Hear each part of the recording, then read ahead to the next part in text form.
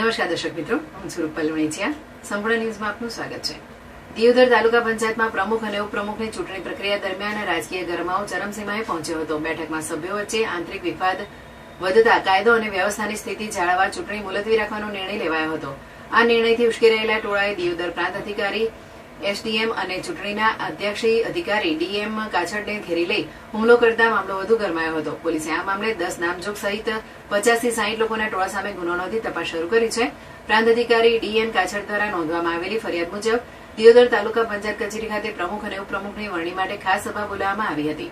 સભા દરમિયાન ભાજપ અને કોંગ્રેસના સભ્યો વચ્ચે ઉગ્ર બોલાચાલી અને હોબાળો સર્જાતા પરિસ્થિતિ બેકાબુ બની હતી. અધિકારીઓએ સભ્યોને શાંતિ જાળવવા સમજાવવા છતાં મામલો થાળે પડ્યો ન હતો, જેના કારણે મતદાન પ્રક્રિયા શક્ય ન બનતા અધ્યાસી અધિકારીએ સભા મુલતવી રાખી આગામી 27 મેના રોજ નવી તારીખ જાહેર કરી છે. સભા પૂર્ણ થયા બાદ પ્રાંત અધિકારી અને તાલુકા વિકાસ અધિકારી કચેરીની બહાર નીકળ્યા ત્યારે કોંગ્રેસના કાર્યકરો અને આગેવાનો સહિતના ટોળાએ તેમને ઘેરી લીધા હતા.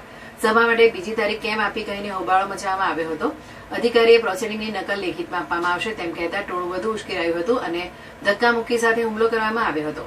ઘટના સ્થળે હાજર પોલીસ સ્ટાફે તાત્કાલિક હરકતમાં આવી અધિકારીઓને સુરક્ષિત રીતે બહાર કાઢ્યા હતા. બાદમાં વિડીયો ફૂટેજ અને ઓળખના આધારે પોલીસે 10 શખ્સો સામે નામજોગ ફરિયાદ નોંધાવી છે.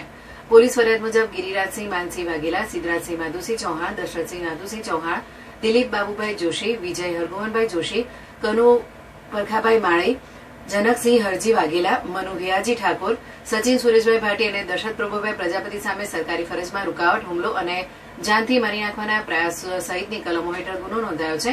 આ ઘટનાને પગલે સમગ્ર બનાસકાંઠા જિલ્લામાં રાજકીય માહોલ ગરમાયો છે.